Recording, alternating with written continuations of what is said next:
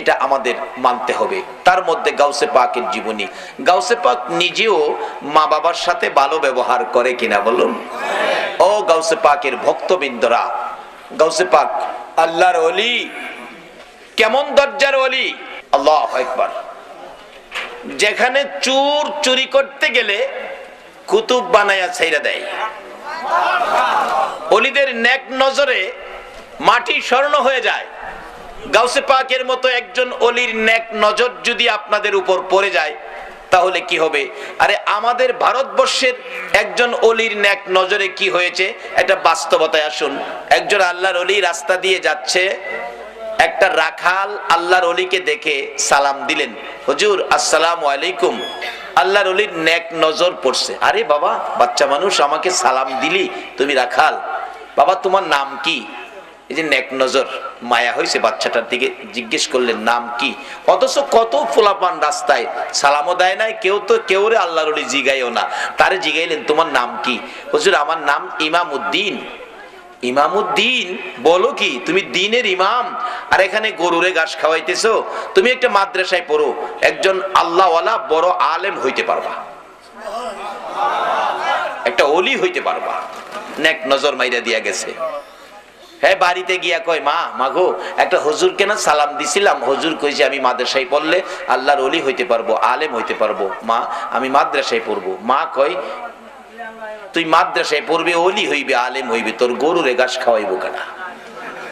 লাঠি লইয়া দিছে মা, হেরে দৌড়ানি, পিছনে চাই মা লাঠি লইয়া ইয়ে দৌড়, দেখে মা দৌড়ানি দৌড়াইতেই আছে, সারে না। মা কই তোরে সাইজ করবো, তুই আলেম হইবে, ওলি হইবি, তোর গাবি খাওয়াইবো কে? দৌড়তে দৌড়তে জীবনটা বাঁচাইতে দেখে উপায় নাই, পরে দেখে মসজিদের দরজা খোলা, গিয়া মসজিদের ভিতরে ঢুকে গেছে। মসজিদে কি মা যাইবো লাঠি লইয়া? যত ভাগলা মা ওই হয়, মসজিদে যাইতো না। মসজিদের কাছে তা ঘুরা গেরা কয় বাচ্চা গেলি? কই গিয়া বাচ্চে? ফিসের হেরাদি কয় না, কই গিয়া বাচ্চে? তাহলে বোঝা গেল এই নবীর উম্মতের একটা বাসবার জায়গা এখনো আছে। এই জায়গাটা কি? মসজিদ। যত আল্লাহর ওলির দরবার আছে বলুন, প্রত্যেক আল্লাহর ওলির দরবারে একটা মসজিদ আছে কিনা বলুন? অবশেষে মসজিদের ভিতরে লুকাইয়ে রয়েছে একটা মুসল্লি, জিগায় কি রে বাবা এইভাবে লুকাইয়ে রয়েছে, কি ব্যাপার, ঘটনা কি? কয় দেখেন তো এখানে মা আসেনি? কয় না, কোনো মা তো নাই। মা আমার মারতে আইছিল, মসজিদে আইয়া জীবনটা বাঁচাইছি। কি লেগে মারতে আইছিল? হুজুর না কইছে আমি মাদ্রাসায় পড়লে আল্লাহওয়ালা হতে পারবো, আবার আলেম হইতে পারবো। কইছিলাম মাদ্রাসায় পড়ুম, মা আমার দৌড়াইতেছে। কি লেগে কইছি? মাদ্রাসায় পড়বি? পড়মু যে জামু কেমনে, আমার কাছে তো ভাড়া নাই। হুজুর যে রাস্তা বলছে নদী পার হইতে হইব, নৌকা ভাড়া নাই। আমি তোরে খরচ দিমু, যাইবি? দিলে যাবো। খরচ মুসল্লি দিছে, হ্যাঁ নদী পার হইয়া গেছে। যাইয়া দেহে মাদ্রাসার অফিসে ওই হুজুরই বসে রইছে। হুজুর আসসালামু আলাইকুম, আমি ইমামউদ্দিন। আল্লাহওয়ালা বলেন বাবা তুমি আইছো, আসো আসো। একটা কায়দা দিয়ে বলছে মক্তবে যায় পড়ো, কারণ প্রথম ক্লাসে তো মক্তবেই ভর্তি হইতে হয়। তো মক্তবে তো সাধারণত ছোট বাচ্চারা পড়ে, প্রথম ক্লাস তো সেই বাচ্চাদের তুলনায় সে একটু বড়। তো অন্য বাচ্চারা কায়দা লই আসে, হুজুর আপনি পড়তে আইছেন না আমরা পড়াইতে আইছেন? একটু বড় দিকে হ্যাঁ মস্কারি করে। উপরের ক্লাসের ছাত্ররা মুসলিম শরীফ বুখারী শরীফ পড়ে, তারাও আয়া কিতাব লইয়া বইছে, হুজুর পড়তে আইছেন না আমরা পড়াইতে আইছেন, আমার পড়াটা কইয়ে দেন। অবশেষে ইমামউদ্দিন বিরক্ত হয়ে গেছে, কি রে কারবার, আমি এখনো আউযুবিল্লাহ বিসমিল্লাহ পড়ি নাই, আর আমারে কয় পড়া কই দিতাম। গেছে হুজুরের কাছে, কায়দা হাতে চোখের পানি ছেড়ে দিছে, হুজুর আমার বিদায় দেন, আমি পড়বো না। কেন? আমি এখনো আউযুবিল্লাহ বিসমিল্লাহ পড়ি নাই, বড় বড় কিতাব নিয়ে গেছে আমারে পড়া কই দিতে। হুজুর আমি কি বুখারী শরীফ পড়াইবার ক্ষমতা আমার হইছে? আমি পড়বো না হুজুর, চলে যাব বাড়িতে, আমার মস্কারি করে। আল্লাহর ওলি বলেন ইমামউদ্দিন আমি তোকে আনলাম পড়াবো, আর তারা মস্কারি করছে। জি বাবা এদিকে আমার কাছে আয়। আয় সামনে গিয়া বসছে। বসার পরে আল্লাহর ওলি নিজের মাথার পাগড়িটা খুলে ইমামউদ্দিনের মাথায় পরাইছে। পরাইয়া দিয়ে হাতে চাবুকটা দিয়ে বলছে, ইমামউদ্দিন যাও, তোমাকে বেলায়েতের ওলি এবং বুখারী পড়াইবার আলেম বানায়া দিলাম, যাও। ভারতবর্ষের একজন ওলি যদি রাস্তার ইমামউদ্দিন রাখালকে বেলায়েতের ওলি বুখারী পুরাণের আলেম এক নজরে বানাইতে পারে। আজকে যারা গাউসে পাকের স্মরণে মাহফিলের আয়োজন করেছেন, আল্লাহু আকবার বলুন। এই গাউসে পাকের কি কিছু দিবার ক্ষমতা আছে না? আল্লাহ যদি তৌফিক দেয় সব বাড়ি করবো আজকা। আসেন সামনে বাড়ি। বাবার আপনাদের কষ্ট হবে না তো? যাই হোক, মা বাবার খেদমত গাউসে পাক করেছে, এমনকি আল্লাহর রাস্তায় জিহাদ করলো। ইবাদতের মধ্যে ইবাদত আর নাই, এতগুলো ইবাদত করে যেই নেকি পাইলো, আর একটা যুবক আর একটা মানুষ সে মা বাবার উদ্দেশ্যে, আল্লাহু আকবার বলুন, মা বাবার উদ্দেশ্যে রাত্র গভীর বাড়িতে যাওয়ার সময় মনে মনে ভাবতেছে, হাই রে আমার মা বুড়া মানুষ, আমার বাবা বুড়া মানুষ, মা বাবার জন্য কি নিতে পারি, মা বাবার জন্য কি কিনতে পারি। একটা ফলের দোকানে ঢুকছে, ও ফলের দোকানদার, আমার বুড়া মা বুড়া বাবারে, যেই বাবা বাড়িতে যাওয়ার আগে সন্তানের মায়ায় বাস স্ট্যান্ডে যাইয়া দাঁড়াইয়া থাকতো, যেই মা সন্তান বাড়িতে না আসা পর্যন্ত রাত্র 2টা বাজলেও দরজাটা খুইলা দাঁড়াইয়া থাকতো, ওই মা বাবার জন্য কি নিতে পারি রে বাবা। 2টা কমলা কিনেছে বাবার জন্য, 100 গ্রাম আঙ্গুর কিনেছে মায়ের জন্য, প্যাকেট লইয়া রওনা হয়েছে। রাত্র 10টা বাস স্ট্যান্ড থেকে যাইয়া বাসের থেকে নাইমা দেখে বুড়া বাবা হারিকেন লইয়া বাস স্ট্যান্ড দাঁড়াইয়া রইছে। বলুন বাবা ছাড়া এই দয়ার দরদ আর কেউ দেখায় কিনা? বুড়া বাবা হারিকেনটা লইয়া বাস স্ট্যান্ড দাঁড়াইয়া রইছে রাত্র 10টা। বাবা আইসো, এতক্ষণ করছো কেন বাবা? বাবার শহরে কাজ ছিল, আসতে দেরি হয়ে গেছে, চলো আমি অনেকক্ষণ ধরে তোমার লেগে দাঁড়িয়ে রইছি। বুড়া বাবা হারিকেন, এই হারিকেন কার জানি চিরতরে নিবা গেছে। বাড়িতে যাইয়া দরজার কিনারে দেখে মা দরদি সন্তানের ব্যথায় কান্দে গো বিনাইয়া বিনিয়া। বাবা আইসো, আমি তো তোমার মা, এই ঘরে যাই না, দাঁড়ায় রইছি, তোমার বাবা তো বাস স্ট্যান্ড গেছে। ঘরের ভিতরে ঢুকলি, মা গো মা 100 গ্রাম আঙ্গুর তুমি খাও গো মা, আর 2টা কমলা বাবা তুমি খাও। বাবা কমলা পছন্দ করে, বাবার হাতে কমলা দিল, আঙ্গুর পছন্দ করে, বুড়া মা মার হাতে আঙ্গুর দিল। নিজের ঘরে আগে গেল না, নিজের ছেলে মেয়ের খোঁজ খবর নিল না, আগে বাবারে কমলা দিল, মার হাতে আঙ্গুর দিল। মা কমলা লইয়া, বাবা কমলা লইয়া, মা আঙ্গুর লইয়া খুশি, আর দোয়া করতেছে, মাবুদ গো কেমন সন্তান আমারে দিলা গো, আমাদেরকে কেমন সন্তান দিলা। নিজের ঘরে না গিয়ে আমাদের খোঁজ খবর নিল, নিজের সন্তানের না দিয়ে আমরার হাতে কমলার আঙ্গুর দিল। মাবুদ আমরা খুশি হলাম। আমার নবী বলেছে, 2টা কমলা বাবার হাতে দিয়ে 100 গ্রাম আঙ্গুর মায়ের হাতে দিয়ে মা বাবারে খুশি করার বিনিময় ওই লোকটা নামাজ পড়ে, সদকা করে, রোজা রেখে, হজ করে, উমরা করে, আল্লাহর রাস্তায় জিহাদ করে যেই নেকি তার ভাগ্যে পাইলো, তুমি 2টা কমলা 100 গ্রাম আঙ্গুর মা বাবারে দিয়া খুশি করার বিনিময় তার চাইতে বেশি নেকি তোমার আমল নামায় পায়া গেলা।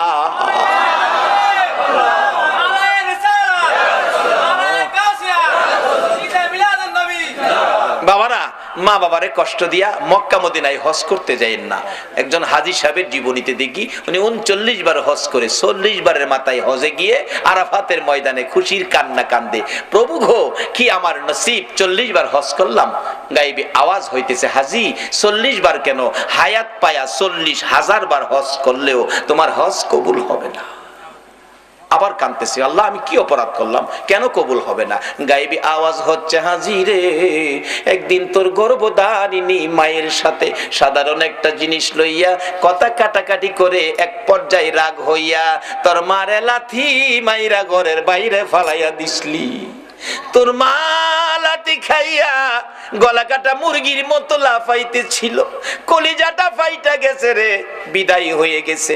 বিদায় মুহূর্তে 2টা হাত বাড়াইয়া বলেছিল, মাবুদ এই সন্তান পেটে লইয়া গো রাত্র ভরে কোনোদিন ঘুমাইতে পারছি না। 7 মাস 8 মাস যখন বয়স বাচ্চার পেটের ভিতরে ছিল, আমি যদি মা ঘুমিয়েছি, নড়াচুরি করতে গেলে তার পায়ের লাথি আমার কলিজায় লাগছে, ঘুম থেকে উঠে বসে গেছি, আবার নড়াচুরি করছে, হাতের কনি কলিজায় লাগছে, দাঁড়াইয়া গেছি। জীবনে কত রাত্র দাঁড়াইয়া দাঁড়াইয়া কাটাইছি, না ঘুমাইয়া রাত্র কাটাইছি ছেলের লাতি কনি খাইয়া গো আল্লাহ। তারপরে দুনিয়ায় আসবে প্রসব ব্যথায়, কলিজা ফাটা ব্যথা সহ্য করেছি, আজকে কি সেই সন্তানের লাতি খাইয়া দুনিয়ার থেকে বিদায় হব? মাবুদ গো, বিচার তোমার কাছে দিয়ে গেলাম, এই বিচার তুমি কইরো, আমি মা বিদায় হলাম। বিচারটা দিয়েই মা দুঃখিনী দুনিয়ার থেকে বিদায় হয়ে গেছে। আমার আল্লাহ বলেন, হাজিরে লাতি দিয়া মার কলিজা ফাটাইয়া মারে দুনিয়ার থেকে বিদায় করে দিয়ে আরাফাতের ময়দানে 40 বার হজ করতে আইসা কান্দো। আমি আল্লাহ জানিয়ে দিলাম রে, মার কলিজা ফাটাইয়া 40 বার কেন, 40,000 বার হজ করলেও তোমার হজ আমি কবুল করব না। আমার নবী বলেছে, তোমার মা বাবাই তোমার হজ, তোমার মা বাবাই তোমার নামাজ, তোমার রোজা, তোমার মক্কা, তোমার মদিনা, তোমার মসজিদ, তোমার মা বাবা হলো তোমার জান্নাত। সব ঠিক আছে, মা বাবার সাথে সুতা পরিমাণ বেশকম চরিত্র, আচার আচরণ, ব্যবহার যদি খারাপ থাকে সব শেষ হয়ে গেছে। কারণ মা বাবার উসিলাতেই আমরা দুনিয়াতে আসছি, মা বাবার উসিলাতেই আমরা দুনিয়াতে আসছি। মা বাবা যদি কষ্ট স্বীকার না করতো, ছোটকালে যখন বিছনাত পায়খানা করতাম, মা যদি পরিষ্কার না করতো, তাহলে এই পায়খানাত ফইরা থাইকা ঠান্ডা কইরা দুনিয়াতে মইরা গেলাম বলে এই সময় একটু প্রস্রাব পায়খানা মা আমাদের শরীরে থাকতে দেয় নাই। বাবা একটু রোগ হইলেই রাত্রে রিক্সা পাইছে না, গাড়ি পাইছে না, সন্তানটা কোলে লইয়া অন্ধকারে দৌড় মারছে ডাক্তারের কাছে। ডাক্তারখানা বন্ধ, দরজায় দাঁড়ায় বাবা কাঁদছে, ডাক্তার সাহেব দরজাটা খুলেন, আমার বাবার অবস্থা ভালো না। ডাক্তার বলছে, এই মাত্র খালি শুইলাম, অন্য ডাক্তারের কাছে যান। বাবা চোখের পানি ছেড়ে ডাকতো, ডাক্তার তোমার 2টা পায়ে ধরি, আমার বাবারে বাঁচাও। এই দরদি মা বাবা ছাড়া পৃথিবীতে কেউ নাই। এই মা বাবার যদি কেউ কষ্ট দিয়ে থাকেন, তাইলে আর নামাজ পড়েন না, রোজা রাখেন না, হজ জাকাত কিচ্ছু করেন না, কোনো কাম হইতো না। আগে মা বাবার দরবারে যান। বলে, হুজুর কেমনে যাইতাম? মা বাবারে 10 বছর যাবত, 12 বছর যাবত কষ্ট দিতেছি। আজকে মাহফিল শেষে মা যে ঘরে থাকে যায় খালি একটা ডাক দেন, মা বাবা কই, মা বাবা কই। এই 2টা শব্দ দুইজনে শুনলে দেখবেন আনন্দে আত্মহারা দরজাটা খুলে দিয়া বলবে, বাবা রে তুই কেমনে রে আমারে বাবা কইছস? মা কইব, আমারে কেমনে মা কইছস? মাগো ভুল করছি, তোমাদের সাথে ব্যবহার খারাপ করছি, মাপ চাইবার লেগাইছি। মা বাবা দেখবেন 2 জন কইব, বাবা মাপ চাইতে হইতো না, তুই যে মা কইছস বাবা কইছস এতেই আমরা তোরে মাফ করে দিছি। এই মা বাবা যদি কবরে থাকে, বলে হুজুর মা বাবারে কষ্ট দিছি, আর মা বাবা তো কবরে, এখন কি করব? মা বাবার কবরে যান, কবরে গিয়া মা বাবার জন্য কান্দেন। কি কি কইয়া কানবেন? আল্লাহ শিখাইছে, রব্বির হামহুমা কামা, এইভাবে কানতে থাকেন। যদি আপনার চোখের পানিতে মা বাবা কবর থেকে নাজাত পায়, রুহানি ভাবে কবর থেকে আপনার অপরাধগুলি মা বাবা কবর থেকেও ক্ষমা করে দিব। কিন্তু কান্দার সিস্টেমটা কি? কবরে যাবেন, অনেক হুজুররা কইব কবরে যাইেন না, কোনো ফতুয়া মানেন না, মা বাবার কবরে যাইেন। কবরে যাইয়া মা বাবার কবরের পশ্চিম পাশে দাঁড়াবেন, পশ্চিম পাশে। কেন? আমরা কবরে লাশটা যখন রেখে দেই পশ্চিম দিকে কাত করে দেই, পশ্চিম দিকে কাত করে দেই। আর আমরা কবরে গেলে মা বাবার কবরে, কিতাবে আসছে মা বাবার কবরের পশ্চিম পাশে দাঁড়াইয়েন, পূর্ব পাশে দাঁড়াইয়েন না। মা আবার এই পশ্চিম দিক থেকে পূর্ব দিক হইয়া তোমারে দেখবো, এটুক কষ্ট তুমি মারে দিও না। পশ্চিম পাশে দাঁড়াও, আর সাথে সাথে কোরআন তালাওয়াত দুরূদ ইস্তিগফার পাঠ কইরো না। কেন? সাথে সাথে কোরআন তালাওয়াত দুরূদ ইস্তিগফার পাঠ করতে থাকলে একটা নূরের পর্দা এসে তোমার মুখটাকে ঘুরে ফেলে। কাজেই তোমার মা তোমাকে মন ভরে দেখতে পারে না। মা সন্তান দেখার স্বাদ আছে কিনা বলো? বাবারে মারে দেয় না, জিনিসপত্র দেয় না, মার খাবার দেয় না, কোনো কিছু দেয় না। এরপরও দেখেন সন্তানটা বাড়িতে বাইরে যায় সময় কেউ তাকায় না, কিন্তু মা কিন্তু তাকায় থাকে, একটা আশা করে তাকায়। বাবারে একবার যদি আমার দিকে চায় আমার একটা মা কইয়া যাইতি। সন্ধ্যার সময় বাড়িতে আইব, সব ঘুমায় রইছে, মার কোনো খোঁজ খবর নাই না। এরপরও বলুন, সন্তান ঘরে না ঢোকা পর্যন্ত মার চোখে ঘুম আইছে কিনা? একটু পরে পরে বাচ্চার মারে ডাহে, কি গো আব্দুর রহমানের মা, আমার ছেলেটা আইছে। অথচ ছেলে তার খবর নাই না, মা কিন্তু খবর না নিয়ে পারে না। বলতেছিলাম যে মা আপনাকে আমাকে দেখার জন্য ব্যস্ত থাকে, কবরে যাইয়াও সন্তান কবরের পাশে গেলে মা ছেলেকে দেখতে চায়, বাবা ছেলেকে দেখতে চায়। নির্দেশ হলো কবরের পাশে যাইয়া কিছুক্ষণ চুপ করে দাঁড়াইয়া থাকো। তোমার মা বাবা তোমাকে মন ভরে দেখো, মন ভরে দেখতে চাই। দুনিয়ার জমিনে কত বাস্তব ঘটনা, মারে ভাত দেয় না, মার খোঁজ খবরও নেয় না। তারপরও ছেলেটা ডাকাত থেকে আইসা বৃহস্পতিবার সন্ধ্যায় শনিবার সকালে যেদিন চলে যায়, মা পিছে পিছে এতিমের মতো যায়। একবার যদি ফিরে চাইতি রে বাবা, আমারে মা কইয়া ডাক দিতে খুশি হইতাম। ডাকও দিল না, ফিরেও চাইলো না। রিকশায় উঠে গেছে, রিকশায় উঠে রিকশা টান দিয়ে ওই মোড় ঘুরে যখন এদিকে যাইতেছে, মা এদিকে দিয়া দেখে না, দৌড়াইয়া বাড়ির পিছনে যাইয়া তাকাইয়া রইছে। আমার ছেলে যাই গো, একবার ফিরে চায় না। যত দূর পর্যন্ত দেখা গেল মা ওই রান্নাঘরে পায়খানার কিনারে দাঁড়াইয়া সন্তানের দিকে তাকাইয়া থাকে। বলুন, এরকম দরদ মার সন্তানের জন্য আছে কিনা? কিন্তু মার জন্য আমরা কি করলাম? আমরা কি করলাম মার জন্য? আমার নবী নিজেও মা বাবার জন্য পাগল ছিল, উম্মতের এই আদর্শটুকুন দিয়ে গেল। বাস্তব ঘটনা, আমার নবীর বয়স যখন 6 বছরে পৌঁছে নাই, আমার নবী সঙ্গীদের সাথে মাঠের মধ্যে ছিল। বিকাল হয়ে গেলে অন্য বন্ধুদের বাবা এসে টান দিয়া কোলে নেয়, 2 গালে চুমো দেয়, আর কত খেলবি, চল বাড়িতে যাই। আমার নবী তাকিয়ে থাকে, সঙ্গীদেরকে জিজ্ঞেস করে কে আসলো, তাকে কোলে নিয়ে 2 গালে চুমো দিল। ডাকতেছে সঙ্গীরা, ও মুহাম্মদ, তুমি তো জানো না এই ছেলেটার বাবা হইল ইনি, তাই না কোলে নিয়ে 2 গালে চুমো দিছে। আমার নবী তাকিয়ে আছে, বাবার কোলে সন্তান, বাবার আদর কত সুন্দর দেখা যায়। আরেকজন আইসা বাচ্চা কোলে নিল, 2 গালে চুমো দিল। আবার নবী তাকিয়ে আছে, নিতে নিতে দেখা যায় সকল সঙ্গীদেরকে বাবা এসে কোলে করে নিল, একজনকে কেউ কোলে নিল না। আমার নবী খোলা আকাশের নিচে দাঁড়াইয়া ওই বাবাগণের দিকে তাকাইয়া তাকাইয়া চোখের পানি ছেড়ে ছেড়ে কান্দে, আর নিজেকে নিজে প্রশ্ন করে, ও মুহাম্মদ, তোমার বাবা কই? তোমার এদিকে কেউ কোলে নেয় না। আমার আল্লাহ বলেন, বন্ধু গো, তোমার বাবা নাই গো, তুমি এতিম। এই বলে তোমার আদর কমবে না। আমি কুল মাখলুকাতকে নির্দেশ করে দিয়েছি সবাই যেন তোমাকে ভালোবাসে, আর তোমাকে যদি ভালোবাসে আমি আল্লাহ দেখি, কথা দিলাম তোমার ভালোবাসার বিনিময়ে আমি আল্লাহর ভালোবাসা পায়া যাইব।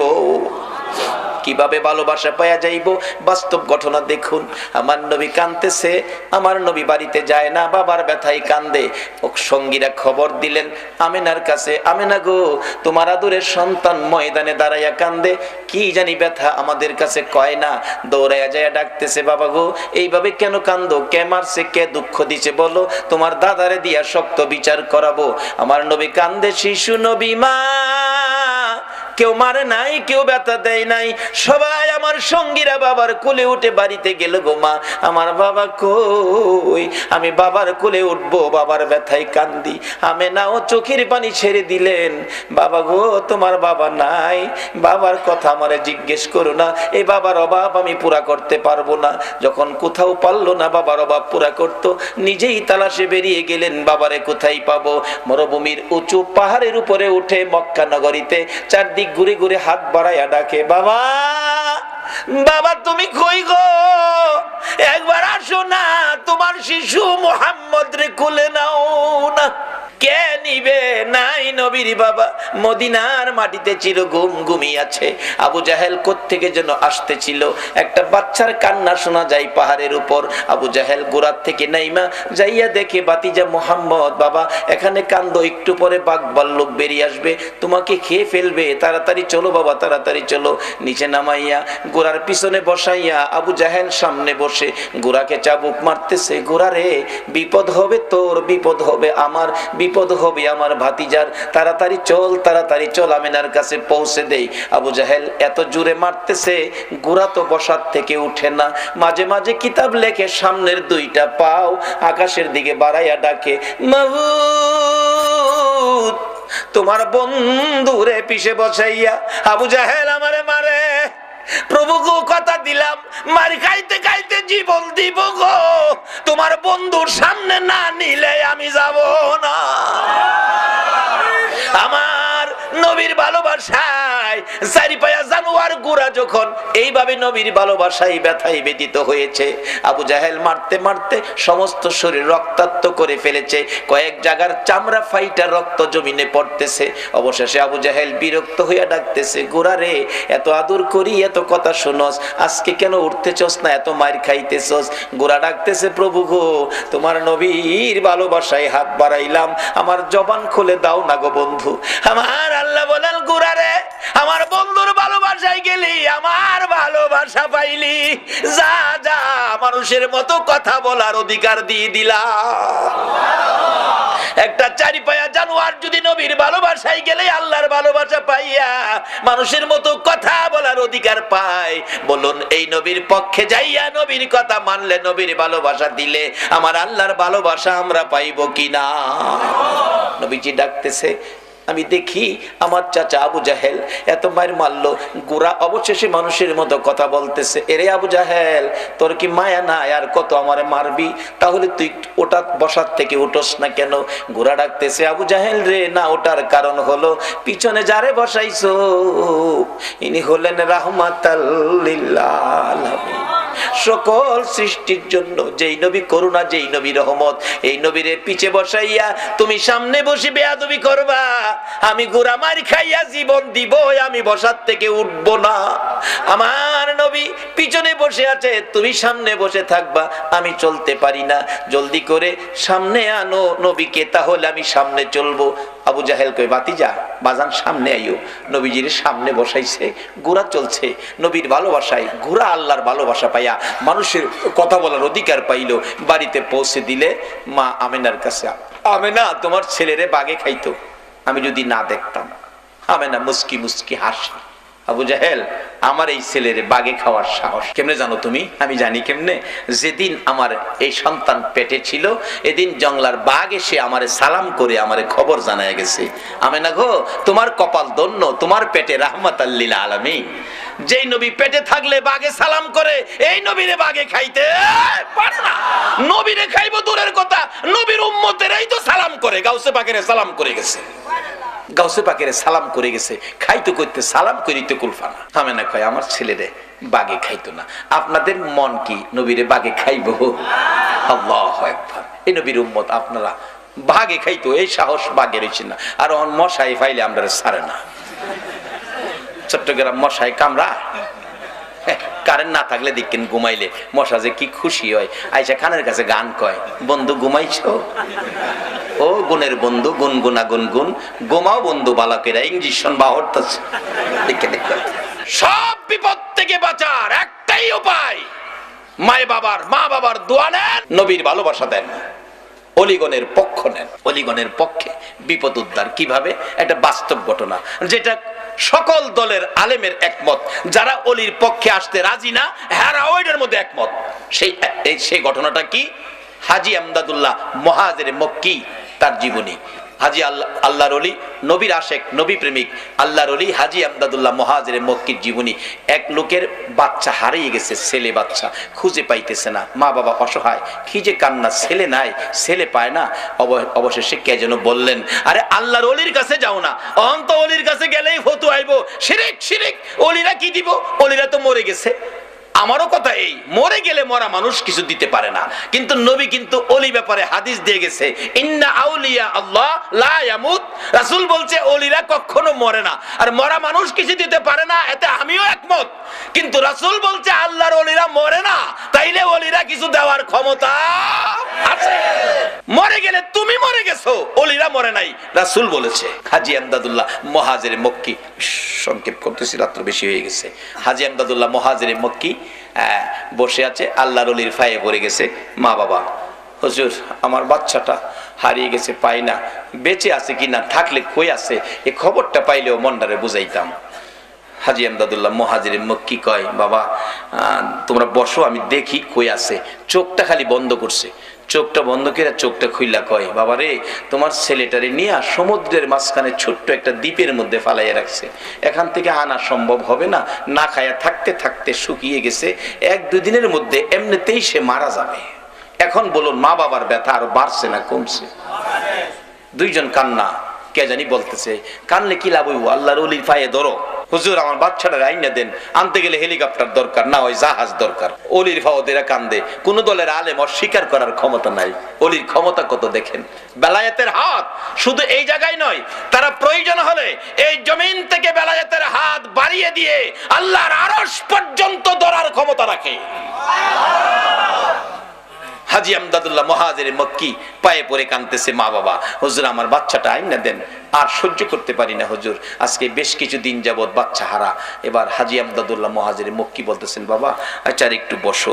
চক্ষুটা বন্ধ করে বলছে, যাও বাড়িতে যাও, তোমার ছেলেটা বাড়িতে আইছে, হেলিকপ্টার জাহাজের দরকার, কিছুক্ষণের মধ্যে কই ছেলে বলে বাড়িতে আইছে। দৌড়ায় বাড়িতে গেছে, গিয়া দেখে নাজেহাল অবস্থা, জ্ঞান হারা অবস্থা, ঘরের দরজায় পইরা রইছে।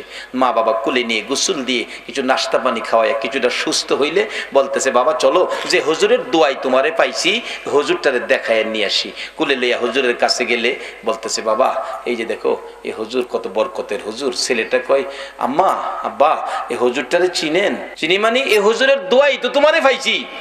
বাবা দোয়াই না তো, এই হুজুরটা কি করছে আপনি তো দেখেন নাই। এই হুজুরটা না সমুদ্রের কিনারে দাঁড়াইছে, সমুদ্রের কিনার থেকে 2টা হাত ওই সমুদ্রের দ্বীপের মাঝখানে বাড়াইয়া দিছে। সমুদ্রের এপার থেকে দ্বীপের মাঝখানে হাত বাড়াইয়া আমাকে কুলে উঠাইয়া টান দিয়া উঠাইয়া নিয়ে আইছে। এটা বেলায়েতের হাত। এই হাত যেদিন আবার সমাজে বেরিয়ে যাবে, সকল বেজাল সমাজ থেকে দূর হয়ে যাবে ইনশাআল্লাহ। কিন্তু অলিরা এখন সমাজে আসতে চায় না কেন? আমরা অলিদেরকে ধাক্কা দেই, অলিদেরকে নিয়ে সমালোচনা করি, অলিদের দরবারকে নানান ফতোয়া দিয়ে দুর্বল করতে চায়। এই জন্য তারা নিশ্চুপ সুযোগ দেন।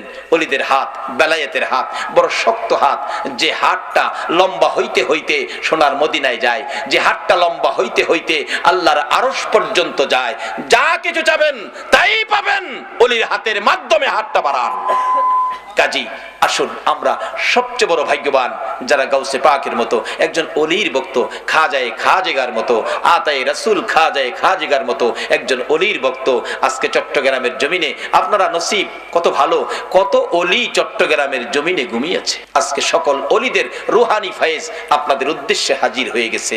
কাজী এই বরকত আপনারা পাবেন, কিন্তু সব বরকত একসাথে হবে যেদিন মা বাবার সাথে ব্যবহার ভালো করবে। ওই মা বাবা যদি কবরও থাকে, মা বাবার জন্য দোয়া করবেন, এই অনুরোধ আপনাদের প্রতি রাখলাম। নবী নিজেও বাবার ব্যথায় মদিনায় গিয়ে মায়ের সামনে কাঁদছিলেন। আল্লাহ বলছে, বন্ধু বাবার কবরে এসে কাঁদতেছো, কথা দিলাম তোমার উম্মতেরা যদি এইভাবে বাবার কবরে কান্দে, আমি কথা দিলাম এই কান্নার সাথে সেই কান্না মিলায়া আমি তার বাবাকে মাফ করে দিব। মাকে নিয়ে আবার মদিনায় থেকে মক্কায় ফিরে আসবে। আবুয়া নামক স্থানে মা অসুস্থ। মা বলছে, বাবা মুহাম্মদ আমার বুকে আয়। মন কয় আমি বাঁচবো না বাবা।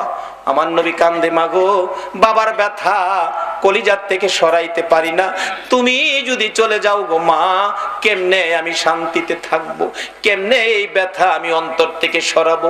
কিছুক্ষণের মধ্যে আমার নবীর মা সন্তান 2 গালে চুমাইয়া চুমাইয়া বিদায় হয়ে গেছে। দাফন করে আবুয়া নামক স্থানে উম্মে আইমানের কুলে উঠে কাদের উপর গাট্টা ফালাইয়া নবী কান্দে, উম্মে আইমান গো, আমার মা নাই, আমার বাবা নাই, মক্কা নগরে আমারে কে মায়া করবে, কে আমারে আদর করবে। উম্মে আইমান বলছে, মুহাম্মদ আমি কথা দিলাম গো, যতদিন বেঁচে থাকি আমি তোমার পাশে মায়ের কাজ করে যাব। আমার নবী মায়ের কবরের পাশেও কাঁদলে আমার আল্লাহ বলেন, বন্ধু গো, যেইভাবে তুমি মায়ের কবরের পাশে কাঁদছো, এইভাবে তোমার উম্মতেরা যদি মায়ের কবরে যাইয়া কান্দে, তোমার চোখের পানির সাথে তাদের চোখের পানি মিলাইয়া তোমার কান্নার বিনিময়, তোমার কান্নার বরকতে ওই মায়ের কবর জান্নাতের বাগান বানাইয়া দিব।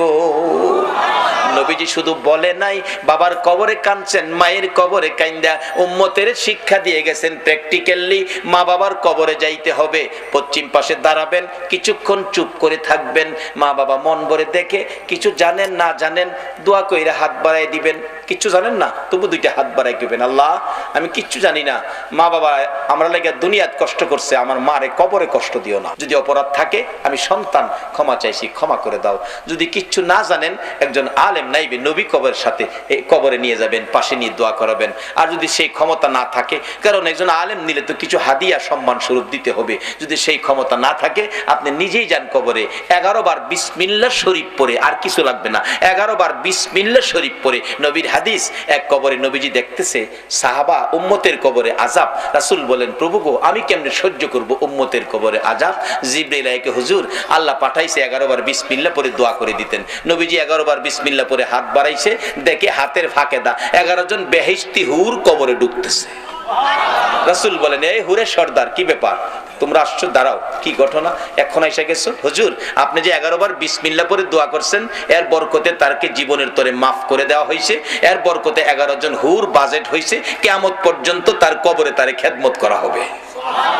11 বার বিসমিল্লাহ শরীফ, এর চেয়ে সহজ তো আর কিছু নাই। তাহলে মা বাবার কবরে যাবেন, অলিগণের পক্ষে থাকবেন, এই অনুরোধ আপনাদের প্রতি রেখে আমি আমার আলোচনা, আমি অসুস্থ, আসলে বেশি অসুস্থ, আজকের জন্য এখানেই শেষ করে দিলাম। আসুন একটু দরুদ ও সালাম মদিনা পাঠাইয়া আপনাদেরকে নিয়ে দোয়া করে, ইয়া নবী সালাম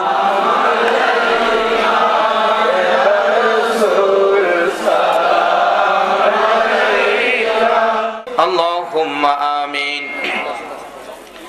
ربنا ظلمنا أنفسنا وإن لم تغفر لنا وترحمنا لنكونن من الخاسرين رب ارحمهما كما ربياني صغيرا বলুন সবাই, রব্বি রহমহুমা কামা রব্বায়ানি সগীরা।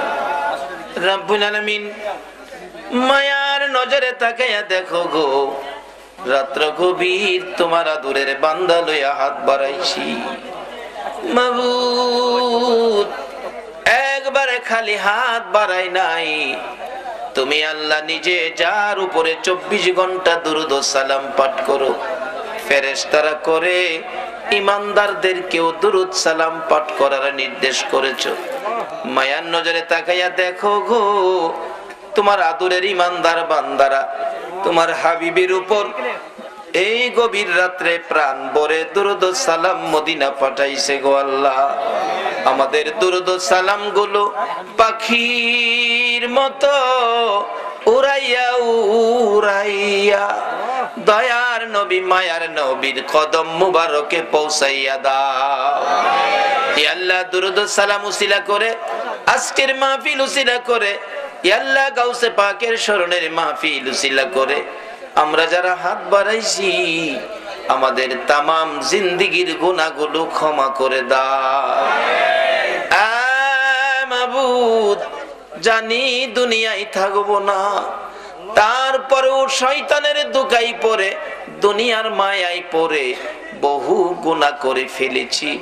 গুনার খবর মা জানে না, গুনার খবর বাবা জানে না, পাড়া প্রতিবেশী কেউ জানে না রে আল্লাহ, গুনার খবর জানো তুমি আল্লাহ। মাবুদ আখিরি নবীর উম্মত বলে এ গুনার খবর কাউরে জানাইও না গো আল্লাহ। এই মাহফিলে আমরা যারা হাত বাড়াইছি ওলি আল্লাহ গণের রুহানি ফায়েজের উসিলাই, তোমার নবীর ভালোবাসার উসিলাই আজকের মাহফিলে আমরা যারা হাত বাড়াইছি আমাদের সকলের জীবনের গুনাহগুলো ক্ষমা করে দাও। মাবুদ ক্ষমা চাইলাম জীবনের গুনাহ, ক্ষমা যদি না করো কবে জানি মৌতের চিঠি লইয়া আজরাইল আইসা যায়, কবে জানি চারজনে দৌড়ে দৌড়ে টাইনা টাইনা বাহির করবে, উঠানের কিনারে পর্দা টানাবে, নাকে কানে তুলা লাগাবে, বড়ি পাতার গরম পানি জীবনের শেষ গোসল করাবে। মাবুদ আদরের সন্তানেরা গো এতিম এতিম এতিম হবে, লোকেরা এতিম বলে মাথায় হাত বুলাবে, আদর করবে। সন্তানেরা বাবার লাশের পাশে দাঁড়াইয়া ডাকবে, বাবা আর কি এই বাড়িতে আসবা না? আমরা কি বাবা বলে আর তোমারে ডাকতে পারবো না? আমরা রে এতিম করে সাদা কাফন পরে কই রওনা হইলা গো বাবা। বড় মেয়েটা স্বামীর বাড়ির থেকে এসে বাবার বিছানায় পরে কাঁদবে, বাবা গো বিছানা খালি করে কই যাইতেছো গো বাবা? ওই দিন আসার আগে আজকে আমরা যারা হাত বাড়াইছি, মেয়ে বুঝি না, পুরুষ বুঝি না, যুবক বুঝি না, বুড়া বুঝি না, নামাজি বুঝি না, বেনামাজি বুঝি না, আজকের মাহফিলের উসিলায় আমরা সবাইকে মাফ করে দাও গো আল্লাহ। মাবুদ, জীবনের গুনাহ ক্ষমার আসার দরখাস্তের পর আরেকটা দরখাস্ত করি, তুমি কিন্তু রাগ হইও না। আমি জানি না আজকে হাজার হাজার মানুষ তোমার কাছে হাত বাড়াইছে, কার মনে জানি কি দুঃখ কি ব্যথা, কার মনে জানি ব্যথা মানাই গো মানাই। ও দরদি মা, যে মার দিকে তাকাইলে কলিজা ঠান্ডা হইয়া যাইত, শত দুঃখ লইয়া মা মা কইয়া ডাক দিলে প্রাণ ঠান্ডা হইয়া যাইত। যে মার চেহারার দিকে তাকাইলে একটা কবুল হজের নেকি পাওয়া যাইত। মায়ের অভাবী কে জানি হাত বাড়াইছে গো আল্লাহ, আমি নিজেও মার অভাবী হয়ে গেছি। এতদিন তো শুধু বলতাম মা হারা কথা, এখন নিজেও বুঝেছি মা হারা কত ব্যথা। মাহফিল শেষে গাড়িটা বাড়িতে গেলে 2টা 2:30টাও কোনোদিন হয়েছে, গাড়িটা থামাইয়া বাড়িতে মার রুমের কাছে গেলে দেখি মা দাঁড়াইয়া রইছে। জিজ্ঞেস করলাম, মা গো তুমি কি ঘুমাও নাই? মা জবাব দিত, বাবা গো যতক্ষণ পর্যন্ত তুমি বাড়িতে না আইছো আমি মার চোখে ঘুম আসে না রে বাবা। এই দরদি মায়ের অভাবী বাবার অভাবী কে জানি হাত বাড়াইছে রে আল্লাহ। মায়ের অভাবীরা কি করে নিজে দেখেছি। একটা মায়ের পাগল, 5-6 বছর বয়স, মা বাচ্চা হবে, ডেলিভারি হবে, এলাকার মহিলারা কয় আপনার অবস্থা ভালো না, তাড়াতাড়ি হসপিটালে যান। রিক্সা করে হসপিটালে যাবে, ছেলেটা পিছে পিছে যায়, মা মা কইয়া ডাকে, মা কোথায় যাইতেছো? আমারে নিবা না, আমারে কইলা না। অন্যদিন কোথাও গেলে আমারে আগে সাজাইছো, পরে তুমি কাপড় পরছো, বুরগা পরে রওনা হইলা, আমারে দি কিছু কইলা না গো মা। মা চোখের পানি ছেড়ে দেয়, বাবা রে আমি বেড়াইতে যাই না রে বাবা, আমার বলে অবস্থা ভালো না, হসপিটালে যাইতেছি। মা কোন সময় আসবা গো? আমারে কই রাইখা গেলা গো? তুমি তোমার নানার কাছে থাকো, আমি হসপিটালে যাই, কোন সময় আসবা? কোন সময় আসবো বলতে পারি না রে বাবা, অবস্থা বলে আমার ভালো না। ভাগ্য যদি ভালো হয় মায়ের মুখ দেখবি রে, ভাগ্য যদি খারাপ হয় জীবনে আর মা কইয়া ডাকতে পারবি না। এই কথা বললে ছেলেটা দৌড়াইয়া মায়ের রিকশার সামনে দাঁড়াইয়া গেছে। মাগো তুমি যদি ফিরে না আসো আমি কার গলায় ধরে ঘুমাবো গো মা? আমারে কে গোসল করাবে? আমারে কে বাবা বাবা কইয়া ডাকবে? বাবা দোয়া কইরো মানি ফিরে আসতে পারি, তোমার নানার কাছে থাকো।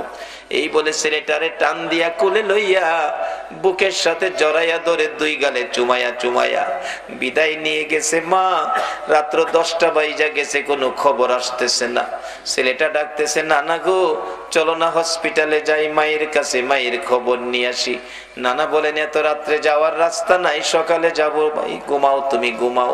নানা আমার কেন জানি ঘুম আসে না, কেন জানি আমার কলিজায় দাউ দাউ করে আগুন জ্বলতেছে গো নানা, চোখে ঘুম আসে না। একটু পরেই একটা যুবক বাড়ির সামনে দাঁড়াইয়া ডাকতেছে, চাচা বাড়িতে আছেননি? ও বাড়িতে আছি। হসপিটালের খবর জানেননি? না খবর তো জানি না, সকালে হসপিটালে যাব। চাচা হসপিটালে আর যায়েন না, হসপিটালের খবর ভালো না, আপনার মেয়ে মারা গেছে গো চাচা। ছেলেটা একটা চিৎকার মারছে, না না আমি কি জীবনে আর মা কইয়া ডাকতে পারবো না। আল্লাহ গো এ কি করলা গো, আমার মারে নিয়ে গেলা, আমি কার গলায় ধরে ঘুমাবো। লাশটা বাড়িতে আনলো, ছেলেটারে দেখাইলো না, ভয় পাবে বলে না দেখাইয়া দাফন করে ফেলেছে। রমজান পার হয়ে যাইতেছিল, ঈদের দিন সকালবেলা ছেলেটা শুধু কান্দে, নানা তার মা যে মারা গেছে, কবরে নেয় না, লাশটাও দেখাইলো না। জিজ্ঞেস করলে কই তোমার মা হসপিটালে আছে, তোমার মা বেড়াইতে গেছে। ঈদের দিন ছেলেটা কাঁদতেছে, নানা গো কত ছেলে রে মা গোসল করাইতেছে গো, আমার মা ঈদের দিন কোথায় রইল গো, আমারে কি গোসল করাবে না গো নানা। ছেলে কান্না শুনে দৌড়াইয়া বাবা আইছে, আয় আমি তোরে গোসল করাবো। ছেলেটা কান্দে, বাবা গো তুমি না, আম্মু গোসল করাবে, তুমি তোয়ালে দিয়ে আমার শরীরটা মুছে দিবে, আমার আম্মু আমার পায়জামা পাঞ্জাবি পরাবে, আমি মার পায়ে সালাম করব, তোমার আঙ্গুলে ধরে ঈদগায় যাবো গো বাবা। মনের আশা যেন মনে রইল, আর যেন পুরা হবে না। বাবা ডাকতেছে, না না তোমার আম্মু এখন আসবে না, চলো আমার আঙ্গুলে ধরে ঈদগায় যাবে, গোসল করাই, জামা পরো, সেমাই খাও।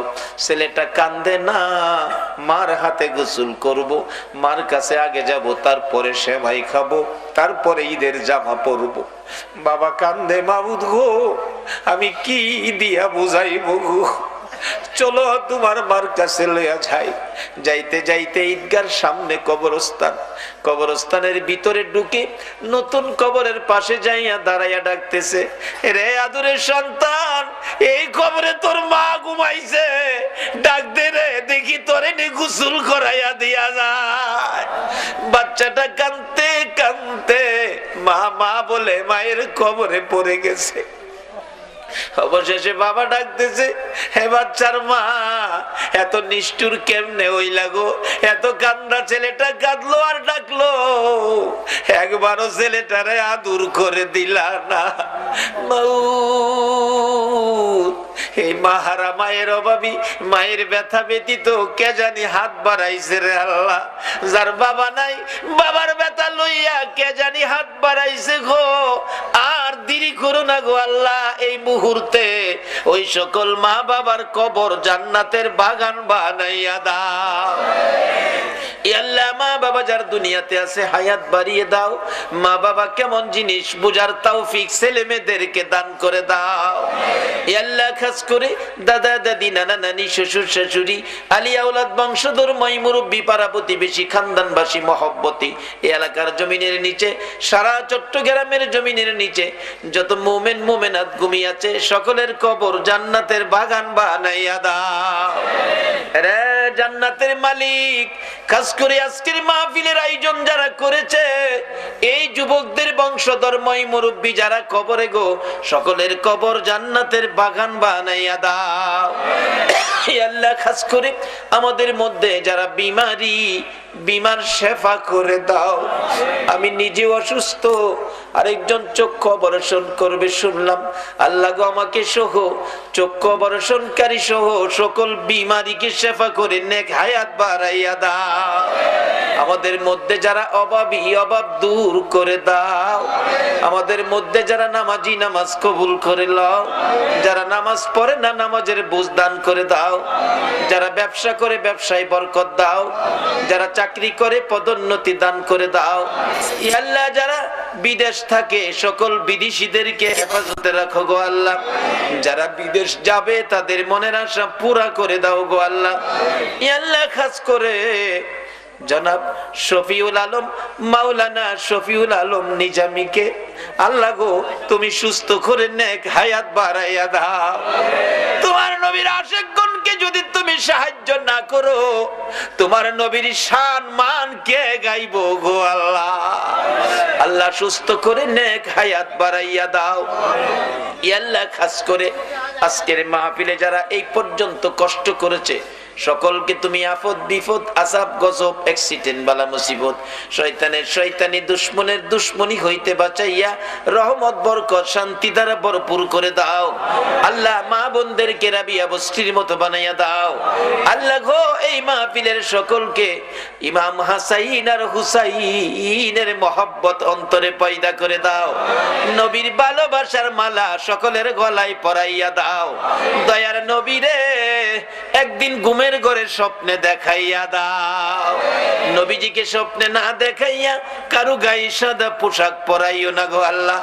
ই আল্লাহর একটা দরখাস্ত করি, গাউসে পাক আল্লাহ গো, গাউসে পাকের পাগলগুলো এত রাত পর্যন্ত কষ্ট করেছে আল্লাহ। গাউসে পাকের রুহানি ফয়েজ, খাজা বাবার রুহানি ফয়েজ আল্লাহ গো, চট্টগ্রামের জমিনে যত ওলি আল্লাহগণ ঘুমিয়েছেন, আল্লামা গাজী শেরে বাংলার রুহানি ফয়েজ, হযরত করম আলী শাহ রহমাতুল্লাহের রুহানি ফয়েজ সহ চট্টগ্রামের জমিনের নিচে সকল ওলি আল্লাহগণের রুহানি ফয়েজ আমাদেরকে নসিব করে দাও।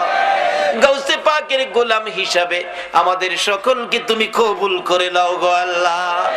মাবুদ গো, আজকের মাহফিলে দূর দূরান্ত থেকে আসছে আবার গাউসে পাকের গোলাম, তোমার নবীর গোলাম, যারা যেখানে যাবে সহি সালামতে পৌঁছাইয়া দিও গো আল্লাহ। ইয়া আল্লাহ, হযরত করম আলী শাহ রহমাতুল্লাহ আলাইহি স্মৃতি সংগঠন, এই যুবকদের সংগঠন তোমার মায়ের হাতে দিয়ে গেলাম। কিয়ামত পর্যন্ত এই সংগঠনের পক্ষ থেকে এই মাহফিল তুমি কায়েম রাখো গো আল্লাহ। এই যুবকদেরকে বেশি বেশি করে নেক হায়াত বাড়াইয়া দাও গো আল্লাহ। মাবুদ গো, যতগুলো দরখাস্ত করলাম মাহফিলের উসিলাই, দুরুদ ও সালামের উসিলাই, গাউসে পাকের রুহানি ফয়েজের উসিলাই সবগুলো তুমি কবুল আর মঞ্জুর করো গো আল্লাহ। ওয়া সাল্লাল্লাহু তাআলা আলা খায়রি খালকিহি মুহাম্মাদিন ওয়া আলা আলিহি ওয়া আসহাবিহি আজমাইন বিহাক্কি লা ইলাহা ইল্লাল্লাহু মুহাম্মাদুর রাসূল।